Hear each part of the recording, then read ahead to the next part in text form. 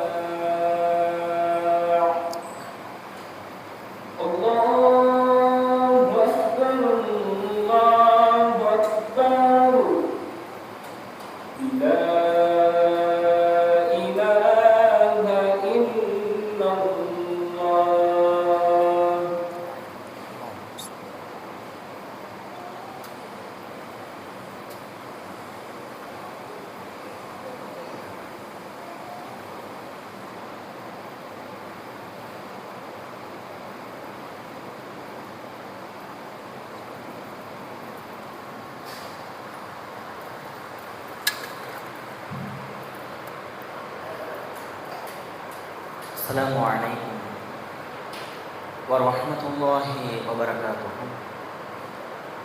إن الحمد لله نحمده ونستعينه ونستغفره ونعوذ بالله من شرور أنفسنا ومن سيئات أعمالنا. من يهده الله فلا مضل له ومن يضلل فلا هادي له. وأشهد أن لا إله إلا الله وحده لا شريك له وأشهد أن محمدا عبده ورسوله أما بعد. يا أيها الذين آمنوا اتقوا الله حق تقاته ولا تموتن إلا وأنتم مسلمون. கண்ணியத்திற்குரிய எல்லாம் வல்ல அல்லாஹ்வின் நல்லடியார்களே, அல்லாஹ்வுடைய பேரருளால் அவன் நம் மீது கடமையாக்கி இருக்கிற ஜும்ஆவுடைய இபாதத்தில் நாம் கலந்து கொண்டு இருக்கிறோம். அதில் நாம் தற்போது இருக்கிற மாதம் முஹர்ரமுடைய மாதம். இந்த முஹர்ரம் மாதத்தை பொறுத்தவரை அதனுடைய சிறப்புகளாக இஸ்லாத்தில் சொல்லப்பட்டவைகளும் இருக்கின்றன. மார்க்கத்தில் சொல்லப்படாத காரியங்களை செய்யக்கூடிய முஸ்லிம்களும் இன்றைக்கு இருந்து கொண்டிருக்கிறார்கள். பொதுவாக முஹர்ரம் மாதத்தை பொறுத்தவரை அல்லாஹ்வுடைய தூதர் நபி ஸல்லல்லாஹு அலைஹி வஸல்லம் அவர்கள் குறிப்பிட்டார்கள், ஷஹ்ருல்லாஹில் முஹர்ரம், முஹர்ரம் என்பது அல்லாஹ்வுடைய மாதமாகும் என்று குறிப்பிட்டார்கள். இப்பேற்பட்ட இத்தகைய ஒரு வார்த்தையை நபி அவர்கள் வேறு எந்த மாதத்திற்கும் குறிப்பிட்டதே கிடையாது. இது அல்லாஹ்வுடைய மாதம் என்கிற வார்த்தையை ஏன் ரமலானுக்கு கூட சொல்லவில்லை. ஷஹ்ரு ரமலான் அல்லதி உன்சில ஃபீஹில் குர்ஆன் என்று இருக்கிறது. இந்த ரமலான் மாதத்தில் நீ அல்லாஹ்வுக்காக நோன்பு வைங்க என்று இருக்கிறது. அதற்கான கூலியை அல்லாஹ் வழங்குவான் என்று இருக்கிறதே தவிர அந்த மாதம் அல்லாஹ்வுடைய மாதம் என்று குறிப்பிட்டதாக எங்கேயுமே பார்க்க முடியவில்லை. ஆனால் முஹர்ரத்தை பொறுத்தவரை இந்த முஹர்ரம் என்பது அல்லாஹ்வுடைய மாதம் என்றார்கள் நபி அவர்கள். அதை போலவே இந்த மாதத்தில் நோக்கிற நோன்பு இருக்கிறது அல்லவா, ரமலான் மாத நோன்பு கடமையாக்கப்படுவதற்கு முன்பு அந்த மக்கத்து அரபு மக்களிடத்துல இருந்த ஒரு நோன்பு எது தெரியுமா? இந்த முஹர்ரம் மாதத்தில் வைக்கப்படுகிற நோன்பு தான். எனவே நிறைய இப்பேற்பட்ட சிறப்புகளை உள்ளடக்கிய மாதமாக இருக்கிறது. அதே போல அல்லாஹ் ரப்பல் ஆலமீன் புனித மாதங்களாக 4 மாதங்களை ஆக்கியிருக்கிறான். இருக்கக்கூடிய 12 மாதங்கள்ல 4 மாதங்கள் புனிதமானவை. அந்த 4 மாதங்கள் புனிதமானவை எது தெரியுமா? துல்கஅதா, துல்ஹஜ்ஜி, முஹர்ரம். தொடர்ந்து வரக்கூடிய இந்த 3 மாதங்கள். துல்கஅதாவுடைய மாதம் அல்லாஹ்வுடைய புனித மாதம், துல்ஹஜ்ஜி என்பது அல்லாஹ்வுடைய புனித மாதம், முஹர்ரம் என்பது அல்லாஹ்வுடைய புனித மாதம். இதை விட்டமென்றால் மீண்டும் 7வது மாதமாக வரக்கூடிய ரஜபு. இதுதான். இந்த 4 மாதங்கள் தான் புனிதமான மாதங்கள். 3 மாதங்கள் தொடர்ச்சியாக வரக்கூடியவை, துல்கஅதா, துல்ஹஜ்ஜி, முஹர்ரம். இதை விட்டு பார்த்தால் ரஜபு என்பது ஒன்று. மொத்தம் இந்த 4 மாதங்கள் தான் புனிதமான மாதங்களாக இருக்கின்றன. இந்த புனிதமான மாதங்கள்ல போர் செய்யக்கூடாது. இந்த புனித மாதங்கள் இருக்கிறது அல்லவா, இந்த புனிதமான மாதங்கள்ல போர் நம்ம என்ன பண்ணக்கூடாது, செய்யவே கூடாது. இதை இந்த புனிதமான மாதங்கள் என்கிற பழக்கமானது பழங்காலம் தொட்டே வந்து கொண்டு இருந்தது. அல்லாஹ் மட்டும்தான் இதை ஹராம்னு சொல்லல. அதற்கு முன்பாக கூட புனித மாதங்கள் இவைகள் தான் என்கிற அந்த பழக்க வழக்கம் அரபு மக்களிடத்துல தொன்று தொட்டு வந்து கொண்டே தான் இருந்தது. அதை நம்ம பின்னாடி பார்க்கலாம். இப்போ நம்ம என்ன கவனிக்கணும் அப்படின்னா, இந்த முஹர்ரம் என்பது புனிதமான மாதம் என்பது ஒன்று. இரண்டாவது என்ன, முஹர்ரம் என்பது அல்லாஹ்வுடைய மாதம். மூன்றாவது என்ன, இந்த முஹர்ரத்துல நாம நோன்பு வைக்க வேண்டும். அந்த நோன்பு ரமலான் மாதம் கடமையாக்கப்படுவதற்கு முன்பாக அரபு மக்கள் தொன்று தொட்டு வைத்து வந்திருந்த நோன்பு. இதுவெல்லாம் இந்த 3 விஷயங்களுமே ரொம்ப ரொம்ப முக்கியமானது இந்த முஹர்ரம்ல. சரியா? அடுத்தது என்ன தெரியுமா, நம்ம என்ன இன்னைக்கு பார்க்க வேண்டும் என்றால், இந்த முஹர்ரம் மாதம் என்பதை இப்பொழுது ஹிஜ்ரி 1448 பிறந்திருக்கிறது. ஒரு 3 நாட்களுக்கு முன்பாக ஹிஜ்ரி என்பது நம்ம வருஷத்தை கணக்கிடுறோம். அந்த கணக்கிடக்கூடிய வருடத்துல 1448ஆம் ஆண்டு பிறந்திருக்கிறது. இப்ப இதைத்தான் முஸ்லிம்கள் என்ன செய்யறோம் அப்படின்னா, உலகம் முழுவதிலும் இந்த முஹர்ரம் மாதம் பிறந்து விட்டால் ஏதோ இஸ்லாமிய புத்தாண்டு பிறந்திருக்கிறது, இது முஸ்லிம்களுக்கான ஒரு புத்தாண்டு நிகழ்வு என்று இதற்காக வாழ்த்துக்களை பரிமாறிக்கொள்வதும், இந்த முஹர்ரம் மாசம் வந்துருச்சு அப்படின்னா அடுத்த ஹிஜ்ரி பிறந்துருச்சு. இப்ப காபாவுல அந்த கிஸ்வா மாத்துவாங்கல்ல, திரைச்சீலை, அது எப்ப தெரியுமா மாத்துவாங்க, இந்த முஹர்ரம் 1 வந்துட்டாதான் மாத்துவாங்க. காபாவுடைய கிஸ்வா திரைச்சீலை என்பது எப்பொழுது மாற்றப்படும் என்றால், ஆண்டுதோறும் முஹர்ரம் மாதம் 1 பிறந்துச்சுன்னு வச்சுக்கோங்களேன், உடனே அந்த கிஸ்வாவை மாற்றுவார்கள். இப்ப நம்ம என்ன கவனிக்கணும் தெரியுமா, மொத்தத்துல முஹர்ரம் என்பது முஸ்லிம்களுடைய புத்தாண்டா? 1448 ஹிஜ்ரிங்கிறோமே, அந்த ஹிஜ்ரி ஆண்டு எப்பொழுது எப்படி கணக்கிடப்படுகிறது? முஹர்ரம் மாசம் வந்துருச்சு அப்படின்னா நோன்போட சேர்த்து அல்லாஹ்வுடைய புனித மாசங்கிறதோட சேர்த்து அவற்றையெல்லாம் தூக்கி சாப்பிடுகிற அளவுக்கு இந்த புத்தாண்டு நிகழ்வானது மாறி போகிறது. அப்ப ஹிஜ்ரி ஆண்டு எப்பொழுது கணக்கிடப்பட்டது? முஹர்ரம் என்பது உண்மையிலேயே புத்தாண்டா? ரசூலுல்லாஹி ஸல்லல்லாஹு அலைஹி வஸல்லம் அவர்கள் ஆண்டுகளை எப்படி கணக்கிட்டார்கள்? உலகம் முழுவதிலும் எப்பேற்பட்ட ஆண்டுகள் கணக்கிடப்பட்டு வந்தன? இஸ்லாம் அதை எப்படி சீர்திருத்தம் செய்தது? இன்னைக்கு மாசம்னு கணக்கிடுறாங்களே எல்லா விதமான மொழிகள்லையும், இதுவெல்லாம் சரியானதா? அதை எப்படி ரசூலுல்லாஹ் நமக்கு சீர்திருத்தம் பண்ணி கொடுத்தாங்க என்பன, இது போன்ற அத்தனை தகவல்களையும் இந்த முஹர்ரம் என்கிற ஒன்றை வைத்து நாம் தெரிந்து கொள்ள வேண்டும். இன்றைய ஜும்மாவை பொறுத்தவரை இது தகவல்களுக்காக. நீங்கள் இந்த தகவல்களை உண்மையிலேயே பெற்றுக்கொள்ள வேண்டும். இது மிக முக்கியமான ஒரு தகவல்கள். ஆக இந்த முஹர்ரம் என்பது புத்தாண்டா என்றால் நிச்சயமாக புத்தாண்டு கிடையாது. மார்க்கத்துல இஸ்லாமிய புத்தாண்டு என்று ஒன்று கிடையவே கிடையாது. அப்படியானால் எங்கிருந்து இந்த பழக்கங்கள் வந்தன என்று எடுத்துக்கொண்டோமேயானால், நீங்க ரசூலுல்லாஹி ஸல்லல்லாஹு அலைஹி வஸல்லம் அவருடைய காலகட்டங்களை எடுத்துக்கொள்ளுங்கள். இன்றைய தேதியில இன்னைக்கு என்ன தேதி அப்படின்னு கேட்டா, ஜூன் மாதம் 19ஆம் தேதி 2026ஆம் வருடம் என்று நாம் சொல்லிடுவோம். ஆனா ரசூலுல்லாஹ்வுடைய காலத்துல எதையாவது நிகழ்வுகளை குறிப்பிட வேண்டுமையானால், ஏதாவது சம்பவங்களை குறிப்பிட வேண்டுமையானால் குறிப்பிடப்பட்ட ஆண்டு கணக்கு என்று ஒன்று கிடையவே கிடையாது. உலகம் முழுக்கையும் கிடையாது. ரசூலுல்லாவுடைய காலத்துல மக்கத்து வாசிகள்டையும் கிடையாது. இப்ப ரசூலுல்லா பிறந்த ஆண்டுன்னு நம்ம சொல்றோம்ல, எங்கேயாவது பிறந்த ஆண்டுல கிமு கிபின்னு இருக்கிறதா? அதை நம்ம பின்னாடி கணக்கு போட்டுக்கிட்டது. ஆனா ரசூலுல்லா சொன்னாங்க இல்லையா, நான் இந்த ஆண்டு பிறந்தேன்னு. எந்த ஆண்டு பிறந்தேன்னு சொன்னாங்க? நான் யானை ஆண்டில் பிறந்தேன், யௌமுல் ஃபீல். நான் பிறந்த ஆண்டு எது தெரியுமா? யௌமுல் ஃபீல்ங்கிற ஆண்டுல ரபியுல் அவ்வல் மாதத்துல திங்கள் கிழமையில நான் பிறந்தேன் என்று 3 விஷயங்கள் ரசூலுல்லாஹ் குறிப்பிட்டாங்க. இந்த 3 விஷயங்களும் இருப்பது ஹதீஸ்ல. இந்த 3 விஷயம் எதுல இருக்கிறது? ரசூலுல்லாஹ்வுடைய வாயால வந்த வார்த்தைகள் இவை. என்னது? நான் பிறந்த ஆண்டின் பெயர் யௌமுல் ஃபீல், யானை ஆண்டு. அந்த ஆண்டுடைய பெயர் யானை ஆண்டு, அவ்வளவுதான். கிமு கிபி எல்லாம் குறிப்பிடல ரசூலுல்லாஹ். சரி, பிறந்த மாதம் ரபியுல் அவ்வலுடைய மாதம். சரி, பிறந்த நாள் திங்கள் கிழமை. தேதிய ரசூலுல்லாஹ் குறிப்பிடல. அது ஏன் நான் பின்னாடி சொல்றேன், சரியா? இந்த 3 விஷயங்களுமே நபி அவர்களால் குறிப்பிடப்பட்டவை.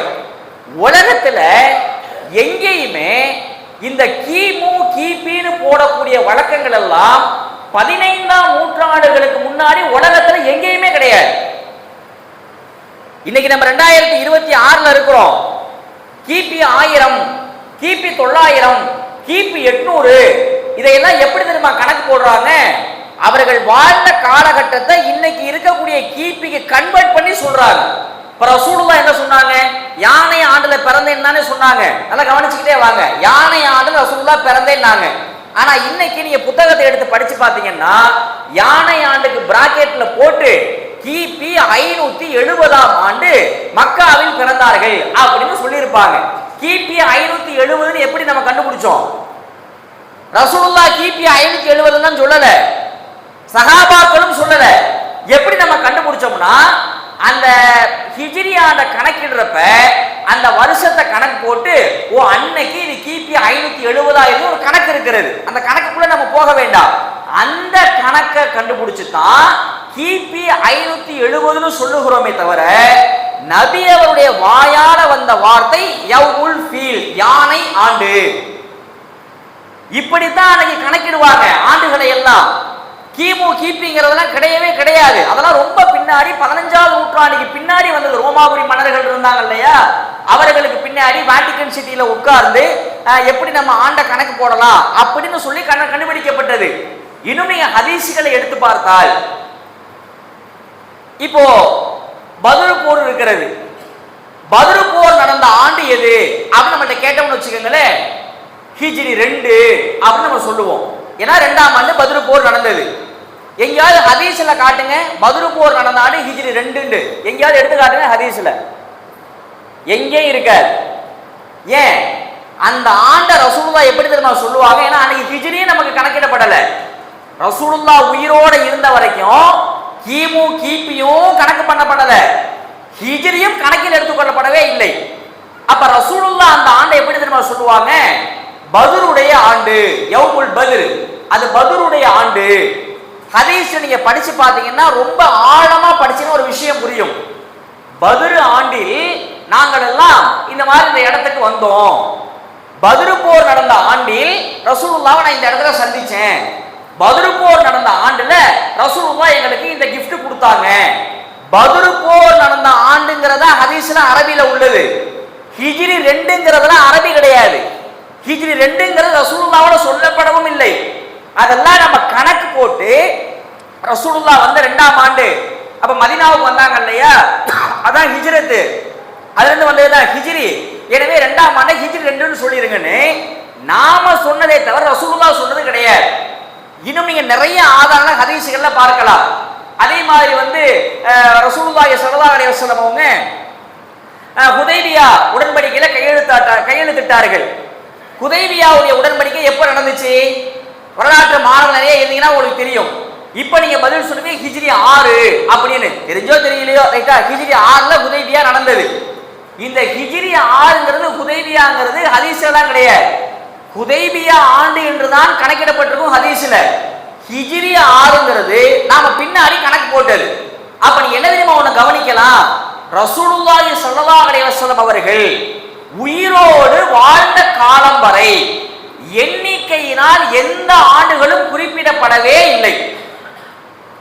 ஏதாவது ஒரு நிகழ்வை சொல்லணும்னா அந்த ஆண்டுல ரொம்ப பிரசித்தி பெற்று ஒரு நிகழ்ச்சி நடந்திருக்கும்ல. இப்ப ஹுதைபியா நடந்துச்சா, அந்த ஹுதைபியா ஆண்டுல தான் எனக்கு என் பையன் பிறந்தான். அந்த பத்ருடைய ஆண்டுல தான் எனக்கு என் பெண் குழந்தை பிறந்துச்சு. அப்ரஹாங்கிற மன்னன் காபாவை இடிக்கிறதுக்காக யானை படையை திரட்டி கொண்டு வந்தான். அந்த ஆண்டுல ரசூலுல்லாஹ் பிறந்ததுனால அது யானை ஆண்டு என்று பிரசித்தி பெற்றது. ஏன் யானை ஆண்டுன்னு பேர் வந்துச்சு? நான் யானை ஆண்டுல பிறந்தாங்களா ரசூலுல்லாஹ், எப்படி அந்த பேர் வந்துச்சு அப்படின்னா, அப்ரஹாம் ஒரு ரோமானிய மன்னன், அன்னைக்கு அது பெரிய எம்பையர், பேரரசு. அவன் என்ன பண்ணா அப்படின்னா, அங்க இருந்து காபாவை இடிக்கிறதுக்காக யானை படையோட வந்தான். அல்லாஹ் அப்பதான் அபாபில் பறவையை அனுப்பி அந்த யானை படையை அழித்தான். அதுல இருந்து அந்த மக்கள் அந்த யானை ஆண்டுன்னு சொன்னாங்க. அந்த ஆண்டுல ரசூலுல்லாஹ் பிறந்துட்டாங்க. எனவே யானை ஆண்டு ரசூலுல்லாஹ்னு சொன்னாங்க.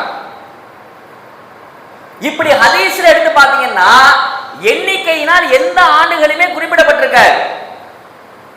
மக்காவுடைய வெற்றி ஆண்டில், ஹுனைன் போர் ஆண்டில், உகது போர் ஆண்டில், அகழ் போர் ஆண்டில், பனு முஸ்தலக் போர் ஆண்டில் எல்லாமே ஒரு சம்பவத்தை வச்சு மட்டும்தான் அந்த ஆண்டுகள் கணக்கிடப்பட்டிருக்கும். இது அரபு மக்கள்கிட்ட மட்டும் இப்படி கிடையாது. உலகம் முழுவதும் இந்த மாதிரியான ஏதாவது ஒரு வருஷத்தை வச்சுக்கிட்டு இந்த மாதிரி எண்ணிக்கையில சொன்னாங்களா அப்படின்னா எங்கேயுமே கிடையாது. நீங்க உலகத்துல இன்னைக்கு நீங்க நினைச்சுக்கிட்டு இருக்கிறீங்க நமக்கு இருக்கிறது கிரிகோரியன் கேலண்டரை உலகம் முழுக்க பின்பற்றிட்டு வரோம். கிரிகோரியன்னா என்ன? இந்த கிமு கிபி 2026 இருக்கிறோம்ல, இந்த கேலண்டர் முறைக்கு பேரு கிரிகோரியன். உலகம் முழுக்க இதை ஏற்றிருக்கிறான், ரைட்டு. ஆனா ஒவ்வொருத்தவனும் தனித்தனி கேலண்டர் வச்சிருக்கான். இப்போ கிபியில 2026, அதுவே இது என்ன மாசம்? ஜூன் மாசம். சரி, நம்ம தமிழுக்குன்னு ஒரு வருஷம் இருக்கு இல்லையா, தமிழ்ல இது என்ன மாசம்? ஆனி மாசம். ஆனி மாசம் எத்தனாம் தேதி? 3ஆம் தேதி. இங்க கிரிகோரியன்ல பார்த்தா 6வது மாசம் 19ஆம் தேதி. தமிழ் மாசத்துல பாத்தீங்கன்னா 3வது மாசம் 3ஆம் தேதி. ஏன் இந்த முரண்பாடு? ஏன் இந்த எதையாவது சிந்திச்சிருக்கிறோமா? நம்ம எல்லாம் கரெக்டா வரணும்னா நீ இங்கிலீஷ்ல சொல்லு, தமிழ்ல சொல்லு, மலையாளத்துல சொல்லு, உருதுல சொல்லு, ஹிந்தியில சொல்லு, ஏன் சமஸ்கிருதத்துல கூட சொல்லு, கரெக்டா வரணும்ல, கோயின்சைடு ஆகணும்ல. ஆனா ஆகல பாருங்க. இங்கிலீஷ் கிபிய பார்த்தோம்னா 2026 6வது மாசம் 19ஆம் தேதி இன்னைக்கு. தமிழ்ல பாத்தீங்கன்னா சித்திரை வைகாசி ஆனி, அதானே? ஆனிங்கிறது 3வது மாசம் 3ஆம் தேதி. வருஷம் எக்கச்சக்கமா இருக்கு, ரைட்டா? அதுல வருஷம் நம்ம சொல்லப்படவே இல்லை. சரி, அரபியில பாத்தீங்கன்னா முதல் மாசம் 3ஆம் தேதி. அரபியில பாத்தீங்கன்னா முதல் மாசம், தமிழ்ல 3வது மாசம், இங்கிலீஷ்ல 6வது மாசம், மலையாளத்துல 8வது மாசம், கர்நாடகா ஒரு கேலண்டர் வச்சிருக்கான், தெலுங்குல ஒரு கேலண்டர் வச்சிருக்கான், சைனா ஒரு கேலண்டர் வச்சிருக்கான், ஆப்பிரிக்காவில் இருக்கிற பழங்குடியின மக்கள் பல்வேறு கேலண்டர் வச்சிருக்கிறான், இத்தாலியில ஒரு கேலண்டர், பிரேசில்ல ஒரு கேலண்டர். உலகம் முழுக்க இது மாதிரி ஆயிரக்கணக்கான கேலண்டர்கள் இருக்கின்றன. நல்லா கவனிங்க இத. உலகம் முழுக்க ஏதோ 2026 சும்மா ஏத்துக்கிட்டாங்க, அவ்வளவுதான். பேப்பர்ல படிச்சிருப்பீங்கல்ல, சீன புத்தாண்டு கொண்டாடப்படுகிறது. சைனாவுல எல்லாமே அபிஷியலா என்ன தெரியுமா? சைனாவுல கையெழுத்து போடுறதெல்லாம் கிரிகோரியன் கேலண்டர்லாம் கையெழுத்து போட மாட்டான், அதை சும்மா நாட்காட்டிக்கு வச்சிருக்கான், அவ்வளவுதான். மற்றபடி அங்க இருக்கிற எல்லா அரசாங்க அலுவலர்களுமே சீன புத்தாண்டுல என்ன தேதியோ, என்ன மாசமோ, என்ன பேரோ அப்படித்தான் அங்க வெளியே வரும். சீன புத்தாண்டு கொண்டாடப்படுகிறதுன்னு சொல்றாங்கல்ல, சீன புத்தாண்டு இங்கிலீஷ் புத்தாண்டு ஒண்ணா? ஜனவரி 1ஆம் தேதியா சீன புத்தாண்டை கொண்டாடுறான்? ரஷ்யாவுடைய புத்தாண்டு அவன் ஒரு தேதி வச்சிருக்கிறான். ஏன் நம்ம இந்தியாவோட எடுத்துக்கங்க, நீங்க அதர் கண்ட்ரீஸ் போக வேண்டாம், வெளிநாடுகளுக்கு போக வேண்டாம், மற்ற நாடுகளுக்கு போக வேண்டாம், இந்தியாவை எடுத்துக்கங்க. நாங்க இப்ப தமிழ்ல இருக்கோம்ல, தமிழ் புத்தாண்டு என்னைக்கு? அதுவே சர்ச்ச. தையா சித்திரையான்னு, சித்திரை ஒரு பேர் வச்சுக்குவோமே, சித்திரை 1, சரியா? அதானே நமக்கு தமிழ் புத்தாண்டு. சரி, அப்ப கேரளாவுக்கு என்னைக்கு புத்தாண்டு? அவன் மலையாள புத்தாண்டு தனியா வச்சிருக்கான், அது இந்த தேதியிலலாம் கிடையாது. பக்கத்தில் இருக்கிற கேரளாவுக்கும் நமக்கும் ஒரே வருடப்பிறப்பு கிடையாது. சரி, தெலுங்கு எடுத்துக்கங்க, அவன் யுகாதின்னு கொண்டாடுவான் வருடப்பிறப்ப, யுகாதி வருடப்பிறப்புன்னு.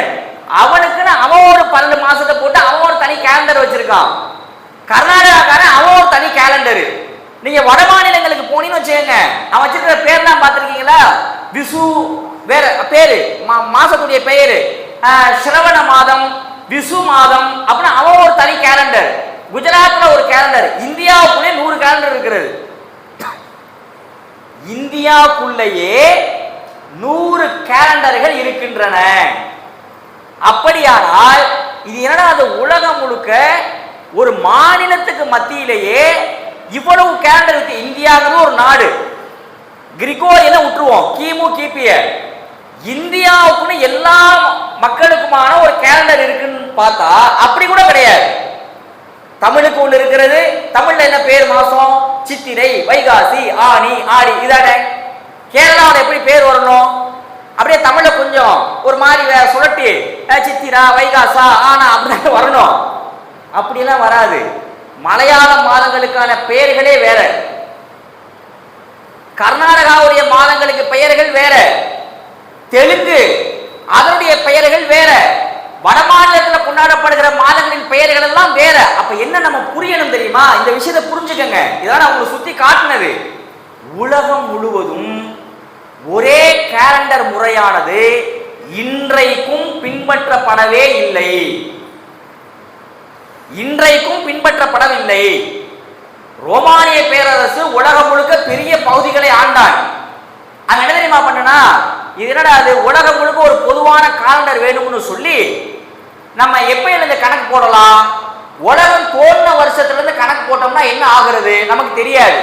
அப்படின்னா நம்முடைய கடவுளாகிய இயேசு கிறிஸ்து பிறந்த தினத்திலிருந்து நம்ம கணக்கு போடலாம்னு சொல்லி அந்த இயேசு கிறிஸ்து பிறந்ததுல இருந்து கிபி கிறிஸ்துவுக்கு பிறகு அப்படிங்கிற ஒரு பேரை வச்சு 1 2 3 கணக்கு போட்டு மொத்தத்துல 10 மாசத்தை தான் அவன் வச்சிருந்தான். 365 நாள 10ஆல வகுத்து ஒரு மாசத்துக்கு 38 நாள், இன்னொரு மாசத்துக்கு 36 நாள், இன்னொரு மாசத்துக்கு 34 நாள், இப்படிதான் வச்சிருந்தான். பிறகு காலங்கள் செல்ல செல்ல இது சரிப்பட்டு வராது, 2 மாசத்து இடையில சேரு. எப்படி சேர்க்கிறது? அகஸ்டஸ் சீசர்னு ஒரு மன்னர் இருந்தாரு, அவர் பேர்ல ஆகஸ்ட சேரு. ஜூலியஸ் சீசர் இருந்தாரு, அவர் பேர்ல ஜூலைய சேருன்னு ஒரு 12 மாசத்தை கணக்கு போட்டு அதை திருப்பி 365 வகுத்து கண்ணா புண்ணான்னு போட்டு குழப்பி கிளப்பி ஒரு செட்டப்பை கொடுத்துருக்காங்க. அவ்வளவுதான். இப்ப வந்திருக்கலாம் நமக்கு ஒரு செட்டப்பு, இப்படி ஒரு செட்டப்பை கொடுத்துருக்காங்க. அவ்வளவுதான். மொத்தத்துல நபியவர்களுடைய காலத்திலும் கூட ஒரு பொதுவான ஆண்டு கணக்கு கிடையாது. அப்படின்னா புத்தாண்டுங்கிறதே கிடையாது. இவன் சொல்றால கிறிஸ்துவுக்கு பிறகுன்னு, இவன் சொன்ன எக்ஸாக்ட் டேட்ல கிறிஸ்து பிறக்கவே இல்லை. ஒரு தோராயமாக ஒரு கணக்கை போட்டு எடுத்து கொண்டு வந்தார்கள். அவ்வளவுதான். இந்த வகையில தான் நபி ஸல்லல்லாஹு அலைஹி வஸல்லம் அவர்களுடைய மரணத்திற்கு பிறகு எல்லாமே டேட்டை சஹாபாக்கள் எப்படி சொல்றாங்கன்னா, ஆளுக்கு ஒவ்வொரு ரெஃபரன்ஸ்ல சொல்றாங்க. நான் பத்ர் போர் ஆண்டுல தான் நான் இஸ்லாத்தை தழுவுனேங்கிறாரு ஒருத்தவர். நான் மக்கா வெற்றி கொள்ளப்பட்ட ஆண்டுல தான் நான் மதீனாவுக்கு வந்தேங்கிறாரு இன்னொருத்தவர். நான் பனு முஸ்தலக் ஆண்டுல தான் எனக்கு கல்யாணம் நடந்துச்சு அப்படிங்கிறாரு இன்னொருத்தவர். இது என்னடா, அது ஒரு செய்தியை கேட்டோம்னா ஆளுக்கு ஒரு கணக்கை வச்சு சொல்றாங்க. அப்ப ரசூலுல்லாஹ்வுக்கு பிறகு அபூபக்கர் ரலியல்லாஹுடைய ஆட்சிக்கு பிறகு உமர் ரலியல்லாஹுடைய ஆட்சி நடந்து கொண்டிருக்கிறது. அப்போ ஒரு ஆலோசனை அரசவையில வைக்கப்படுகிறது. இங்க பாருங்க, இந்த ஆண்ட கணக்கு போடுறதுக்குன்னு ஒரு பொதுவான ஒரு தேதி நமக்கு தேவை. நீங்க எல்லாம் பல்வேறு ஆண்டுகளை சொல்றீங்க. ரசூலுல்லாஹ்வுடைய காலத்துல பல்வேறு ஆண்டு வழக்கு முறை இருந்தது. யானை ஆண்டு, அந்த ஆண்டு, இந்த ஆண்டு, பல ஆண்டு இருக்கிறது. எல்லாமே அதையெல்லாம் விட்டுட்டு பொதுவான ஒரு ஆண்டுக்கு வருவோம். எந்த ஆண்டு அப்படின்னு ஒரு கணக்கு வைக்கப்படுகிறது. அப்ப நிறைய ஆலோசனைகள் வைக்கப்பட்டுச்சு. ரசூலுல்லாஹ் பிறந்த ஆண்டு இருக்குல்ல, நம்ம அதுல இருந்து கணக்கு வச்சுக்கலாம் அப்படின்ட்டு. சில பேர் என்ன சொன்னாங்க அப்படின்னா, ரசூலுல்லாஹ் இஸ்லாத்தை எடுத்து சொல்ல ஆரம்பிச்சாங்கல்ல, நம்ம அதுல இருந்து கணக்கு வச்சுக்கலாம். சில பேர் என்ன சொன்னாங்க அப்படின்னா, இல்ல அதெல்லாம் வேண்டாம், ரசூலுல்லாஹ் மக்காவை விட்டுட்டு இங்க மதீனாவுக்கு வந்தாங்கல்ல, நம்ம அதுல இருந்து நம்ம கணக்கு வச்சுக்கலாம்னு பல்வேறு ஆலோசனைகள் வைக்கப்பட்டன. இறுதியில எல்லாரும் முடிவை எடுத்து என்ன தெரியுமா வைக்கப்பட்டுச்சு, ரசூலுல்லாஹ் பார்க்க போனா ரசூலுல்லாஹ் இஸ்லாத்தை எடுத்து சொன்னாங்கல்ல, அதுல இருந்து வச்சிருக்கணும். ஆனா பெரும்பாலும் மக்கள் கருத்து என்னவா இருந்துச்சுன்னா, அதெல்லாம் வேண்டாம், மக்காவை விட்டுட்டு மதீனாவுக்கு வந்தாங்க இல்லையா ரசூலுல்லாஹ், ஹிஜ்ரத். ஹிஜ்ரத்துங்கிற வார்த்தை நமக்கு ரொம்ப பழக்கப்பட்டது தானே. அந்த ஹிஜ்ரத்தை அடிப்படையா வச்சு ஹிஜ்ரி, அதை நம்ம எடுத்துக்குவோம் இனிமேல் அப்படின்னு இந்த ஹிஜ்ரியை எடுத்துக்கிட்டாங்க. சரி, எடுத்தாச்சு. மாசத்தை எது மாசமா வைக்கிறது? பெரும்பாலும் என்ன கருத்து, இப்ப நம்ம உங்கள்கிட்ட கேட்டா என்ன சொல்லுவீங்க, ரமலான் அப்படிம்போம். இந்த மாதிரி தான் அன்னைக்கும் சொன்னாங்க ரமலான், அப்படிலாம் நிறைய கருத்துக்கள் வந்துச்சு. ஆனா அவங்க சொன்னது என்ன தெரியுமா, அதெல்லாம் வேண்டாம், துல்ஹஜ் மாசத்துல ஹஜ்ஜி செய்யறோம், அத வருஷத்தோட இறுதி மாசமா வச்சுக்குவோம். அப்ப துல்ஹஜ் இறுதி மாசமா போச்சுன்னா அதுக்கு அடுத்து வரக்கூடிய முஹர்ரம் ஆட்டோமேட்டிக்கா 1ஆம் நம்பர் ஆயிடும். அது லாஸ்ட்னா அதுக்கு வர்றது ஆட்டோமேட்டிக்கா ஃபர்ஸ்ட் ஆயிரும்ல. அப்ப முஹர்ரம் ஃபர்ஸ்ட் ஆயிருச்சு. இப்படிதான் இந்த ஹிஜ்ரி ஆண்டு உருவாக்கப்பட்டது. ரசூலுல்லாஹ் உயிரோடு இருந்த வரைக்கும் ஹிஜ்ரி கேலண்டர்லாம் உருவாக்கப்படவே இல்லை. ஹிஜ்ரி ஆண்டே ரசூலுல்லாஹ் சொல்லவும் இல்லை. நபி அவர்களுடைய மரணத்திற்கு பிறகு ஏன் இந்த ஹிஜ்ரிங்கிறது வந்துச்சு அப்படின்னா, ரசூலுல்லாஹ் உயிரோட இருக்கிற வரைக்கும் மக்கள் ஒரு ஆண்டை ரெஃபரன்ஸா சொல்லவே இல்லை. ஆளாளுக்கு பல்வேறு ஆண்டுகளை சொன்னாங்க. யௌமுல் பத்ர், அது இது, யௌமுல் ஹுதைபியா, யௌமுல் ஃபத்ஹ், வெற்றி கொள்ளப்பட்ட ஆண்டு அப்படின்னு பல்வேறு சொற்பிரயோகங்கள் மக்கள் மத்தியில இருந்துச்சு. இது எல்லாத்தையும் மாத்திட்டு, எப்பா இனிமேல் ஆளுக்கு ஒவ்வொன்றா சொல்லிட்டு இருக்காதீங்க, ஹிஜ்ரிய கணக்கு போட்டாச்சு, இந்த ஹிஜ்ரி அப்படிங்கிறத வச்சுதான் இனிமேல் ஆண்டுகளை கணக்கிட வேண்டும்ங்கிற நடைமுறை உமர் ரலியல்லாஹு அன்ஹு அவருடைய காலத்தில் தான் வந்தது. இதற்கும் இஸ்லாத்துக்கும் எந்த சம்பந்தமும் கிடையாது. அதனால முஹர்ரம் பிறந்துருச்சு அப்படின்னா 1447 கணக்குக்கு முடிஞ்சிருச்சு, 1448 வந்துருச்சு, அவ்வளவுதான். ரசூலுல்லாஹ் ஹிஜ்ரத் பண்ணி 1448 வருஷம் ஆச்சு. அதுக்கு முன்னாடி 13 வருஷம் மக்காவில் இருந்தாங்க. சரியா? அப்படித்தான் நம்ம கணக்கு போட்டுக்கணும். இது ஒரு கணக்கீடுக்கு எடுத்துக்கொள்ளப்பட்டது, அவ்வளவுதானே தவிர மற்றபடி இதுக்கும் இஸ்லாத்துக்கும் சம்பந்தம் இருக்கா? நாளைக்கே உலக முஸ்லீம்கள்லாம் ஒன்று கூடி இனிமேல் நம்ம ஹிஜ்ரியை எடுத்து கணக்கு போட வேண்டாம், வேற ஏதாவது பைத்துல் முகதஸை நம்ம வெற்றி கொண்டோம்ல சுல்தான் சலாஹுதீன் அய்யூபுடைய காலத்துல, அதுல இருந்து நம்ம கணக்கு போடலாமேன்னு போட்டாலும் அதுக்கு இஸ்லாத்துக்கு எந்த பிரச்சனையும் கிடையாது. அதுக்கும் வேற ஏதாவது நிர்வாகத்துக்கு பிரச்சனையே கிடையாது, தாராளமா பயன்படுத்திக்கலாம், தப்பு இல்லை. இந்த ஹிஜ்ரி என்பது இப்பொழுதுதான் இப்படிதான் கணக்கிடப்பட்டது. ஏன் கணக்கிடப்பட்டது? மக்கள் பல்வேறான ஆண்டுகளை குறிப்பிட்டு வந்தார்கள், அதனால கணக்கிடப்பட்டது. இதை ஒண்ணு வச்சுக்கோங்க அப்படியே, சரியா? இதை ஒரு ஓரமா வச்சுக்கோங்க. ரெண்டாவது என்ன தெரியுமா, உலகத்திலேயே இன்றைக்கு மாதங்களை கணக்கிடுபவர்கள்ல மிகச் சிறந்தவர்கள் யார் தெரியுமா? உலகத்திலேயே முஸ்லிம்கள் தான். உலகத்திலேயே. ஏன்னு கேட்டா, உலகம் முழுக்க நான் ஆரம்பத்திலேயே சொன்னேன் இல்லையா, நிறைய ஆண்டுகள் கணக்கிடப்பட்டு வருகின்றன. மலையாளம், தெலுங்கு, அங்க பிரேசில்ல, அங்க இங்க ஆப்பிரிக்கா, ரஷ்யா, சைனா, ஜப்பான்ல, இப்படி எவ்வளவோ காலண்டர் இருந்தாலும் ஒரு மாசத்தை அவங்க எப்படி தெரியுமா கணக்கு போடுறாங்க? ஏற்கனவே சும்மா கணக்கு போட்டு வகுத்து மீதி வந்தா இத்தனை, மீதி வரலனா இத்தனைன்னு சும்மா தோராயமா இவனா கணக்கு போட்டு வச்சிருக்கானே தவிர, இதனால இந்த மாசம் ஸ்டார்ட் ஆகுது, இதனால இந்த மாசம் முடியுது அப்படிங்கிற கேள்விக்கு முஸ்லீம்களை தவிர வேற யார்த்தையுமே ஆன்சர் கிடையாது. இதை நீங்க நெஞ்ச நிமித்தி சொல்லலாம், இதை நீங்க வெளியில போய் மக்கள்கிட்டையும் சொல்லுங்க. இது உதாரணத்திற்கு ஜனவரி மாசம் எத்தனை நாள் நமக்கு? 31 நாள். ஏன் 31 நாள்? ஒரு கணக்கை கேட்டு பாருங்களேன். பள்ளி படிக்கிற பிள்ளைங்க உங்க ஆசிரியர்கள்ட்ட போய் ஜனவரி 31 ஓகே, சரியா? அடுத்தது 30 பிப்ரவரி 30ல 28, மார்ச் 31, ஏப்ரல் 30, மே 31 சொல்றோம்ல. ஏன் ஜனவரி 31, ஏன் பிப்ரவரி 28, ஏன் ஜூலை 31 ஒரு கேள்வி கேளுங்க. அது நம்ம மொத்த நாள் இருக்கு இல்லையா, அதை கணக்கு போட்டோம். மொத்த நாள் எத்தனை? சூரியன் சுற்றி வரக்கூடிய நாள் 365 நாள். அந்த 365 12ஆல வகுத்து வரும்ல ஒரு விட அதுல ஒரு 12 பிரிச்சு இதுக்கு ஒரு 30, இதுக்கு ஒரு 28, இதுக்கு ஒரு 31, இதுக்கு ஒரு 30, இப்படி 31ன்னு சும்மா இவனா வகுத்து பிரிச்சுக்கிட்டான். அவ்வளவுதான். ஏன்டா பிப்ரவரி 28 அது ஒரு பெரிய கணக்கே இருக்கு. நாள் இடிச்சிச்சுங்கிறதுனால 4 வருஷத்துக்கு ஒருக்கா ஒரு நாளை சேர்த்து விட்டுரு அப்படின்னு 29 லீப் வருஷத்துல. இதெல்லாம் யாரா செஞ்சா, ஏன்டா செஞ்சா அப்படின்னா அவன் இஷ்டத்துக்கு செஞ்சு விட்டுட்டாங்க. அவ்வளவுதான். ஏன் தமிழர்கள் உண்மையிலேயே வானவியல் அறிவியல்ல ரொம்ப அறிவு கூர்மையானவர்கள். உண்மையிலேயே தமிழர்கள். இவங்க காலண்டரே தப்பு. அது தெரியுமா? இப்போ உதாரணத்துக்கு அமாவாசை என்னைக்கு வந்துச்சு? ஏயா நேற்று நடந்ததே எங்களுக்கு தெரியாது. அமாவாசை எப்பங்க வந்துச்சு? ஞாயிற்றுக்கிழமை நினைக்கிறேன். ஞாயிற்றுக்கிழமை தான் அமாவாசை. சரியா? ஞாயிற்றுக்கிழமை அமாவாசை. அப்பனா ஞாயிற்றுக்கிழமைக்கு மறுநாள் புது பிறந்திருக்கு. அன்னைக்கு தானே மாசத்தை 1 கணக்கு போட்டிருக்கணும். இவனே என்ன தெரியுமா பண்ணிட்டான்? அமாவாசை முடிஞ்சு 4-5 நாள் கழிச்சு தான் அடுத்த மாசம் பிறக்குது. தமிழர்களே மிஸ் பண்ணிட்டான். உலகத்துல யாருக்கிட்டையும் இந்த ஆன்சர் கிடையாது. ஏன் உனக்கு இந்த மாசத்துல இத்தனை நாள், அடுத்த மாசம் இப்ப ஏன் பிறந்துச்சு, இந்த மாசம் ஏன் முடிஞ்சிச்சு அப்படிங்கிறது உலகம் முழுவதும் பதிலே கிடையாது. அல்லாஹ்வுடைய தூதர் தான் அடிச்சாங்க அதுக்கான பதில. எப்படி தெரியுமா?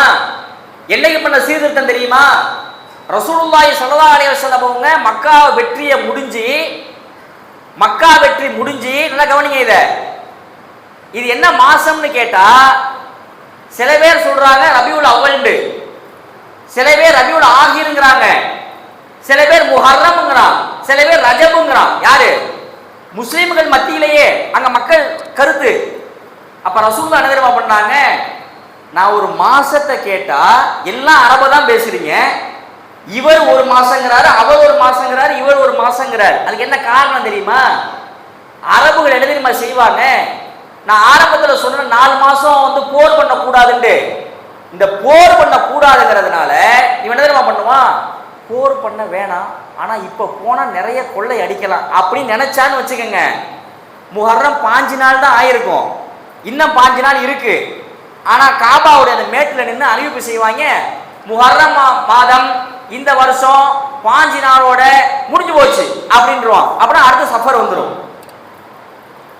இன்னொருத்தன் சொல்லுவான், அவன் சொல்றதை கேட்காத, 5 நாள் தான் ஆயிருக்குது, அவன் சொல்றத நீ கேட்காத, முஹர்ரம் தொடருது. இப்படி 2 கருத்து வந்துச்சுன்னா ஒருத்தன் சஃபர்ல இருப்பான், ஒருத்தன் முஹர்ரம் 30ல இருப்பான், இன்னொரு ஆள் ரஜப் 28ல இருப்பான், இன்னொருத்தர் துல் ஹஜ்ஜில இருப்பாரு, இன்னொருத்தர் ரமலான்ல இருப்பாரு. இந்த குழப்பம் இருந்துகிட்டே இருந்துச்சு அரபுகளிடத்துல. அடிச்சாங்க ரசூலுல்லாஹ். இறுதி பேரரை பண்ணாங்கல்ல, இனிமேல் ஹரமுடைய எல்லைக்குள்ள புற்பூண்டுகளை புடுங்க கூடாது, ரத்தம் ஓட்டக்கூடாதுன்னா சட்டத்தை போட்டாங்க இல்லையா? அன்னைக்கு போட்டாங்க இந்த சட்டம். என்ன சட்டம் தெரியுமா? முலர்னு ஒரு கோத்திரம் இருந்தார்கள், அவங்கள கூப்பிட்டாங்க, இங்க வாங்க நீங்க அப்படின்னு. அந்த மக்கள் வந்தாங்க. ரசூலுல்லாஹ் அவங்கள்ட்ட கேட்டாங்க, இது என்ன மாசம்னு கேட்டாங்க. முலர் கோத்திர சொன்னாங்க, இது ரஜபு மாதம் யா ரசூலுல்லாஹ் அப்படின்னாங்க. அப்படிங்களா? தேதி என்னன்னு கேட்டாங்க. தேதி இந்த தேதினாங்க. அந்த மக்கள் ஒட்டுமொத்த சட்டம் என்ன தெரியுமா? இது என்ன மாசம்னா துல்கதா முஹர்ரம் அதெல்லாம் கிடையாது, முலர் கோத்திரம் சொல்லுகிற ரஜபு தான் இந்த மாசம், அவர்கள் சொல்ற தேதி தான் இன்றைய தேதி. ஏன் முலர் கோத்திரத்தை எடுத்துக்கிட்டாங்க தெரியுமா ரசூலுல்லாஹ்?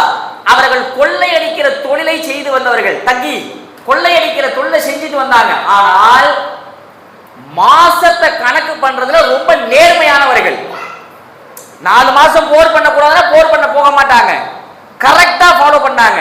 அது ரசூலுல்லாஹ்வுக்கு தெரிஞ்சிச்சு, இவன் தான் அன்னையிலிருந்து கரெக்டா மாச கணக்கு போட்டு வரான் அப்படின்னு அவங்கள கூப்பிட்டு, ரஜபுடைய மாசமா, இனி ரஜபு தான் இங்க மாசம், ஆளாளுக்கு ஒரு மாசம்லாம் கிடையாது.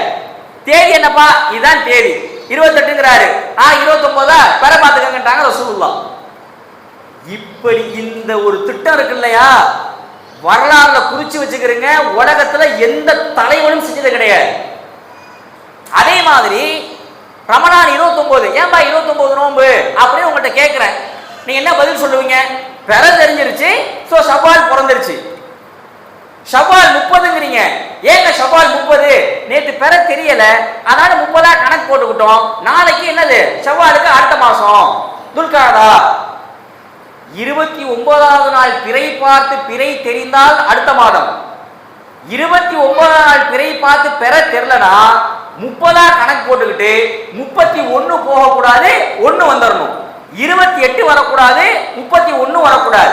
29 பெறபாரு தெரிஞ்சுன்னா அடுத்த மாசம், பெறபாரு தெரியலையா 30 கணக்கு போட்டு அதுக்கு அடுத்த மாசம் தான் ஸ்டார்ட் பண்ணிக்கிறாங்க இல்லையா. இதுதான் அறிவுபூர்வமானது. உலகத்திலேயே மிகச்சிறந்த கேலண்டர் முஸ்லிம்கள்ட்ட தான் இருக்கு. ஆடி மாசம் எத்தனை நாள்? 32 நாள். ஏன் 32? யாத்தையுமே பதில் கிடையாது. நானும் சில ஆளுகிட்ட கேட்டிருக்கேன். இந்த இது பார்ப்பாங்கல்ல பஞ்சாங்கம், பஞ்சாங்கம்ங்கிறது ஜோசியம் கிடையாது. இதெல்லாம் ஜோசியம் பார்க்க போயிருவாங்க நினைச்சுக்காதீங்க.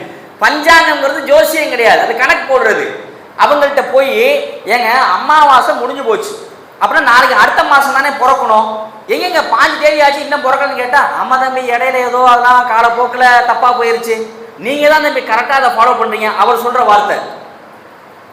சரிங்க, ஆடி மாசம் 32 நாள், சித்திரை மாசம் 31 நாள், வைகாசி 30 நாள். ஏன் இந்த 30, 31, 32 வரைக்கும் ஏங்க போகுதுன்னு கேட்டா பதிலே கிடையாது.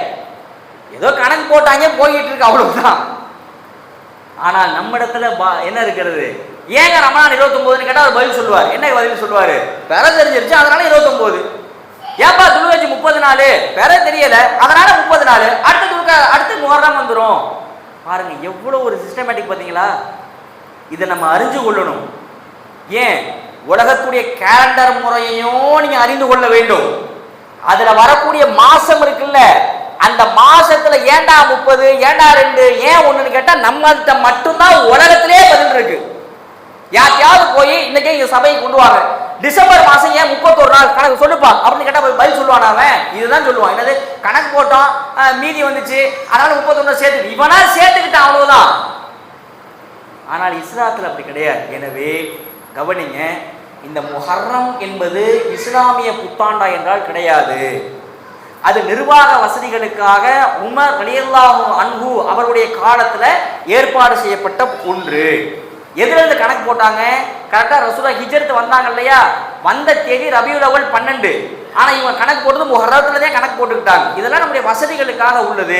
இதுக்கும் மார்க்கத்துல என்ன இல்லை, இந்த புத்தாண்டு கித்தாண்டுலாம் கிடையாது. ஆனால் கேலண்டர் முறையில முஸ்லீம்கள் தான் நம்பர் 1, மாசத்தை கணக்கு போடுறதுலையும் முஸ்லீம்கள் நம்பர் 1. இந்த தகவல்களை நம்ம என்ன பண்ணணும், தெரிந்து வைத்துக் கொள்ள வேண்டும். உலகத்திலேயே இதுதான் அறிவுபூர்வமான ஒன்று.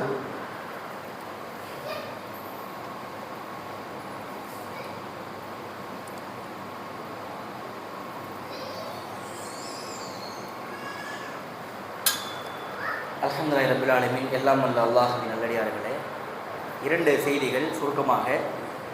111 நாட்களுக்கு பிறகு அமெரிக்காவுக்கும் ஈரானுக்கும் இடையிலான ஒப்பந்தங்கள் கையெழுத்தாகி இருக்கின்றன.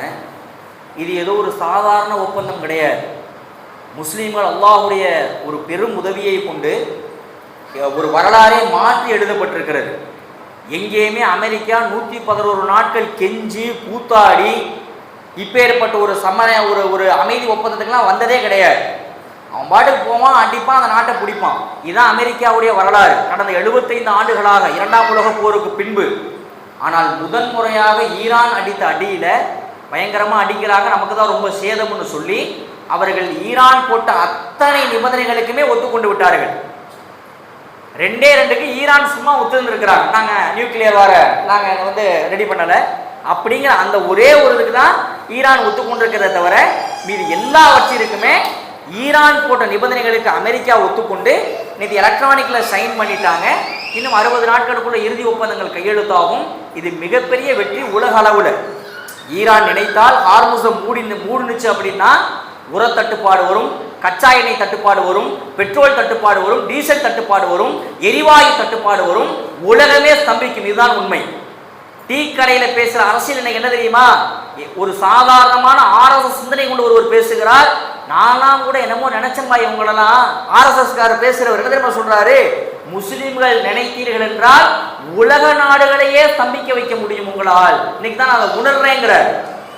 ஈரான்ங்கிற ஒரு நாடு ஹார்முஸை மூடுனா அமெரிக்கா திறக்க முடியாதா, நின்னா சண்டைலாம் போட்டா அடி வாங்கிட்டு அப்படியே உட்காந்து அப்படியே நிக்கிறான் அமெரிக்கா. உலகமே ஸ்தம்பிச்சு போச்சு. இன்னும் ஒரு 6 மாசம் முன்னா அவ்வளவுதான். அப்ப ஈரான் என்பது இன்றைக்கு உலக அதிபர், நாங்க தான் வல்லரசுன்னு சொன்னாலும் அமெரிக்கா அதையும் அடிச்சு தூக்கி துவம்சம் பண்ணி நின்று கொண்டிருக்கிறது அல்லாஹ்வுடைய உதவியினால. ஷியாவுடைய கொள்கை என்பது அது வேறு, உலக அளவில் ஒரு முஸ்லிம்கள் மத்தியில் ஒரு பெரிய ஒரு வெற்றி இது அல்லாஹ்வுடைய உதவியினால். ரெண்டாவது, வரக்கூடிய வியாழன் வெள்ளி, இன்னைக்கு வெள்ளிக்கிழமை தான், அடுத்த வாரம் வியாழன் வெள்ளி 2 நாட்கள் நோன்பு வைக்க வேண்டும். முஹர்ரம் 9, முஹர்ரம் 10, இந்த 2 நாட்கள் நோன்பு என்பது. முஹர்ரம் 9ங்கிறது எதுக்கு தெரியுமா? யூதர்களும் முஹர்ரம் மாதம் 10வது நாள் நோன்பு வைப்பாங்க. ஏன்னு கேட்டால் மூசா நபியை அல்லாஹ் கடல்ல இருந்து காப்பாற்றினாங்க, அவனும் வைக்கிறான் நன்றி கடனுக்காக. ரசூலுல்லாஹ் சொன்னாங்க, நீங்க வைக்கிறீங்கன்னா உங்களோட அதிகமாக நன்றி கடன் எங்களுக்கும் இருக்கிறது என்று சொல்லி முஹர்ரம் மாதம் 10வது நாள் மூசா நபியை அல்லாஹ் கடல்ல இருந்து காப்பாற்றினான் இல்லையா, பிளந்து ஃபிரௌனுடைய படையில இருந்து, அதுக்காக நன்றி கடனுக்கு நோன்பு வைக்கிறோம். ஏன் 9 வைக்கிறோம்னா யூதர்களுக்கு மாறு செய்யணுங்கிற அடிப்படையில் அவனும் ஒன்று நம்மளும் ஒண்ணுங்கிறப்ப சரி வராது. அப்ப நம்ம 2ஆ வைக்கலாம்னு ரசூலுல்லாஹ் ஒரு நாள் முன்கூட்டி வைத்தார்கள். சில பேர் இப்போ நினைச்சிட்டு இருக்கிறாங்க 10 வைக்கலாம் 11 வைக்கலாம் நினைச்சிட்டு இருக்கிறாங்க. பின்கூட்டின்னு ரசூலுல்லாஹ் சொல்லவே இல்லை, முன்கூட்டியே அப்படின்னாங்க நபி அவர்கள். அதனால தான் நாம் 9 தேர்ந்தெடுத்து 9, 10 2 நாட்கள் நோன்பு வைக்க வேண்டும். இப்படி வைத்தால் அடுத்த 1 ஆண்டுகளுக்கான பாவ பரிகாரமாக அந்த நோன்புகள் அமையும். வரக்கூடிய வியாழன் வெள்ளி. சரியா? இந்த 2 தகவல்கள். வாஹரதவானா அனில் ஹம்துலில்லாஹி ரப்பில் ஆலமீன். அஸ்ஸலாமு அலைக்கும்.